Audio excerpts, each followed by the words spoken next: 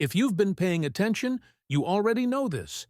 Some pistols don't just hold value, they hunt it down like a bloodhound with fresh scent. Every year the market shifts, collectors get smarter, and the rare stuff starts moving quicker than a crate of ammo during a storm. And in 2025, a handful of handguns are separating themselves from the pack in a big way. These aren't safe queens you brag about once a year. These are engineered milestones, production oddities, military legends, and early-run masterpieces that serious collectors fight over because the supply is frozen in time. When you mix that kind of scarcity with documented history and rock-solid mechanical identity, the price chart doesn't creep upward. It jumps floors. Tonight, we're digging into 10 pistols that are climbing faster than gold, crypto, or whatever fad the internet's screaming about this week. I'm talking about steel with stories, triggers with character, and designs that shaped entire generations of gunmaking. Grab your ears, lock your stance, and let's walk through the pieces that investors and shooters keep trying to buy before someone else notices what's happening. Number 10. FN Browning 1900. The FN Browning 1900 is one of those sleepers that collectors wish they'd grabbed 10 years ago. It's small, it's slick, and it represents the exact moment John Browning changed the direction of handgun design. This pistol wasn't just ahead of its time, it created the time. The slide riding over the barrel, the clean internal layout, the compact footprint, all of that became the DNA for modern semi-autos. What sends the price north isn't nostalgia, it's survival. Most of these were daily tools, not display pieces.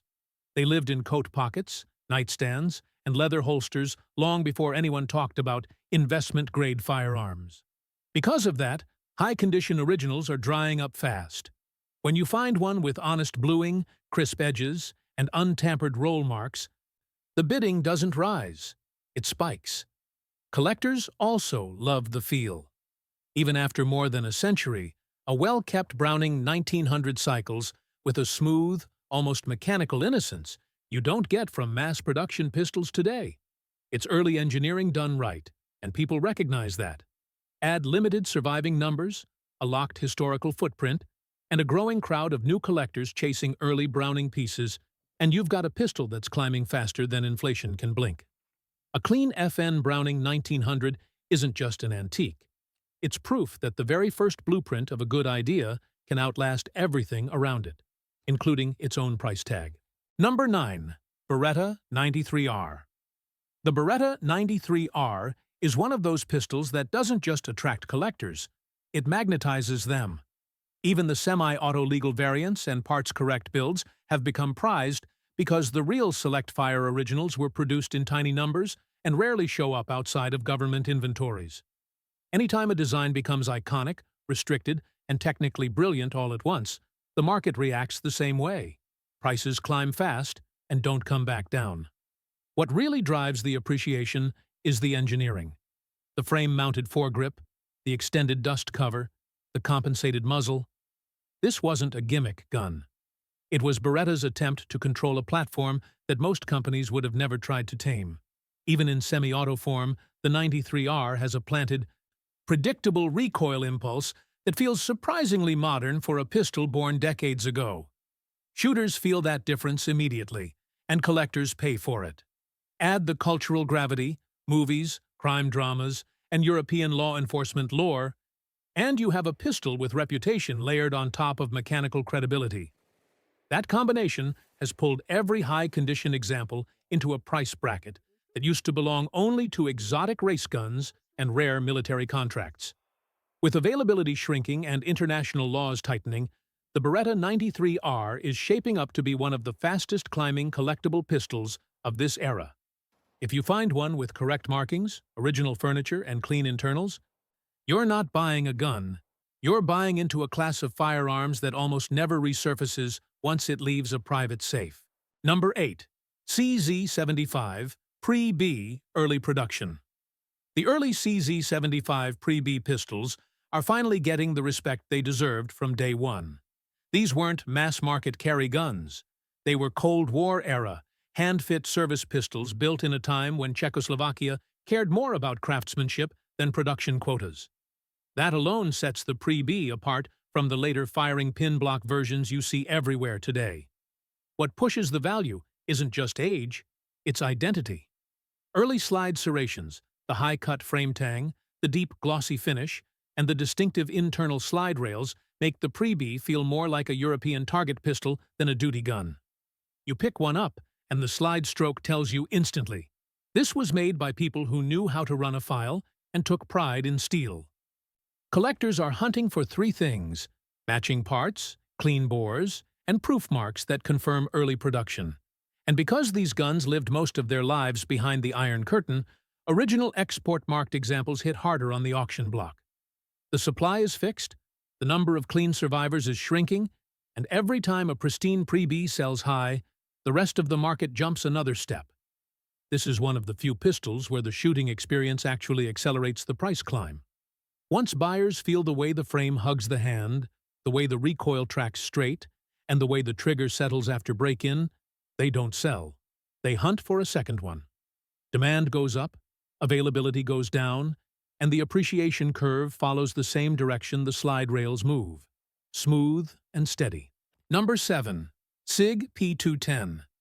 The SIG P210 isn't just a pistol, it's a standard, a measuring stick, a quiet reminder of what happens when a manufacturer builds a service gun to a competition-grade tolerance.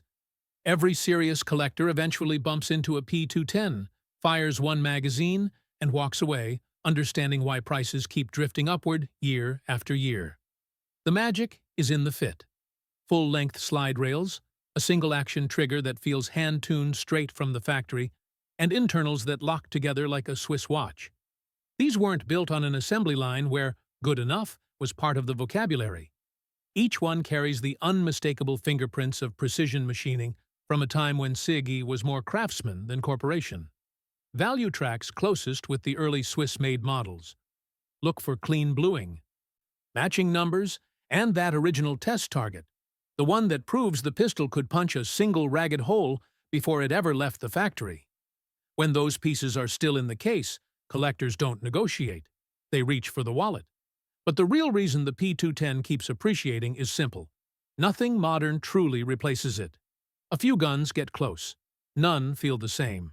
Scarcity is rising, demand is rising, and shooters who buy one almost never let it go. Which means the number of available examples shrinks a little more every year. In the collector world, that's a perfect storm, and the P210 is right in the center of it. Number 6. Browning High Power. The Browning High Power is one of those pistols that never really leaves the spotlight. It just keeps getting more expensive, while everyone argues about which generation is the real one. And that's exactly why collectors are circling it harder than ever in 2025. Once FN cut off regular production, the clock started ticking, and every original Belgian or Canadian high power instantly became a finite resource. What keeps the value rising isn't just the name on the slide, it's the story baked into the steel. More than 50 militaries carried this thing. Entire revolutions, counter-terror units, and police forces trusted a 13-round double stack when the rest of the world was still figuring out what capacity really meant. You hold a high power, you're holding a global resume. Collectors chase the clean lines, the deep FN blue, the sharp roll marks, the early tangent sight models, the Canadian English guns with their own character. Condition matters, but originality matters more. The market has gotten smart. Parts-swapped rebuilds and refinished guns sit still, while correct examples keep jogging past their old price ceilings. And here's the extra boost. The surge of modern clones and reissues didn't hurt values. They highlighted how refined the originals feel. Once shooters compare a new clone to an FN-made classic, they realize the difference immediately. And that pushes the real deal even higher. A proper high power, untouched and documented, is no longer just a collectible. It's a historical artifact with a price curve that refuses to slow down. Number 5. Mauser C96. The Mauser C96 is one of the rare pistols that pulls collectors from every corner of the gun world. Military guys want it, movie buffs want it, old-school machinists want it, and even people who don't know a thing about firearms recognize the silhouette instantly. That broad demand alone keeps the value rising. But the real appreciation comes from something deeper. Authenticity is disappearing. The C96 lived a rough life. These guns traveled across continents, through wars, revolutions, and more holsters than anyone can count. Finding an original with matching numbers, crisp markings, and that unmistakable pre-war blued finish is getting harder every single year. And the market reacts the same way every time one resurfaces. It gets swallowed fast, usually by a collector who's been waiting for the right serial range or the right configuration. Mechanically, the C96 checks every box that drives long-term appreciation. Fixed barrel accuracy, beautifully machined internals, a feed system unlike anything else on the market. It's a pistol built during a time when factories still chased perfection instead of efficiency. Even the shoulder stock holster adds another layer of uniqueness that modern shooters rarely get to experience. Add in the pop culture gravity, you already know the one, and new collectors keep entering the arena looking for a piece that feels both historical and iconic. But only correct guns climb. Force-matched parts, reblues, and restoration jobs stall out, while untouched examples keep setting new benchmark prices. The education curve has caught up, and the best C96 pistols are riding that wave straight up. A clean Mauser C96 isn't just another collectible, it's a time capsule, and the market is valuing it exactly like one. Number 4. Colt 1911A1. The Colt 1911A1 is the kind of pistol that never has to beg for collector attention. It earns it on lineage alone. This isn't just a handgun, it's America's field partner through 2 world wars, Korea, Vietnam, and decades of service beyond that. Every inspection stamp, every roll mark, every contractor code is a breadcrumb in the story of the U.S. military, and that story is exactly what keeps prices rising year after year. But the appreciation curve isn't flat across the board. Correct, original condition examples are separating from the pack in a big way. The market has gotten educated, and the days of refinished mashups selling for premium money are over. Collectors want Colts, Ithacas, Remington Rands, Union Switch, and Signal. The whole war-era lineup. But they want them with the right small parts, the right finish, and the right history attached. When those stars align, the bidding goes from polite to aggressive. Then there's the rarity factor. Everybody talks about the legendary Singer contract guns, but even mid-production examples with strong provenance are getting scooped up faster than they can hit the market. As more collectors set higher standards, the pool of investment-grade 1911A1s shrinks, and that's exactly the kind of squeeze that pushes values up even when the rest of the industry is cooling off. The kicker? These pistols aren't just historical. A tight original Colt 1911A1 still shoots with a personality that modern clones try to imitate but never fully match. That blend of heritage, mechanical charm, and limited supply is why this platform keeps climbing, and why collectors treat every correct example like a piece of American currency in steel form. Number 3. Luger P08. The Luger P08 is one of the few pistols where the paperwork, the proof marks, and the matching parts can be worth more than the steel itself. Collectors don't chase this gun because it's rare. They chase it because the correct ones are rare. And that difference is exactly why the P08 keeps appreciating faster than almost anything else in the surplus world. The toggle lock action is instantly recognizable, but that's not what lifts the price. What collectors really pay for is verification. Matching serial ranges from the barrel to the toggle to the frame, period-correct magazines, and the factory codes that place the pistol in a specific year, plant, or military contract. When those details line up, the Luger stops being just a firearm and becomes a documented artifact. And documented artifacts move value like gold bullion. Condition matters, but originality matters more. A clean, unrefinished pistol with sharp edges and that signature straw-colored small parts finish will outrun a shiny, restored example every time. The market has matured. Serious buyers are no longer fooled by fresh blue hiding a mismatched toggle, and that education gap has created a big price gulf between honest survivors and rebuilt shooters. The appreciation engine is simple. No more Lugers with wartime markings are being made. Matching number examples get absorbed into permanent collections, and every time a top-tier specimen sells high, it drags the entire category upward. As the supply of untouched pieces dries up, even seasoned collectors are stretching farther just to secure one more correct example before the door closes for good. A proper P08 isn't just rising in value, it's accelerating, and the window to grab one before they jump another plateau is closing fast. Number 2. H&K P7. The H&K P7 is one of the most unconventional pistols ever carried on duty, and that engineering oddball status is exactly what's turning it into a skyrocketing collectible. This design didn't borrow ideas, it invented them. Gas-delayed blowback, a fixed barrel for match-grade accuracy, and that unmistakable squeeze-cocker system that turns the front strap into both a safety and a readiness switch. Nothing else feels like it, and that uniqueness is fueling its climb in value. The P7 was expensive to build from day one. Precision machining, tight tolerances, and a gas system that required real craftsmanship kept production numbers lower than the demand. And now, the supply is locked. No factory is taking on the cost of making a pistol this overbuilt again, and collectors know it. The biggest price movers are the early PSP models, the M8, the double-stack M13, and especially the elusive SD variant. Condition-sensitive collectors pay serious premiums for crisp proof marks, original finish, and clean gas cylinders. Because a worn-out gas piston changes the entire personality of the gun. A mechanically healthy P7 is a different creature than one that's been overheated or abused. But the real appreciation push comes from shooting it. Once someone fires a P7 and feels the flat recoil, the instant readiness, and the laser beam accuracy, they stop treating it like a novelty and start treating it like a benchmark. And when a gun becomes both a collector's piece and a performance legend, the market reacts the only way it can.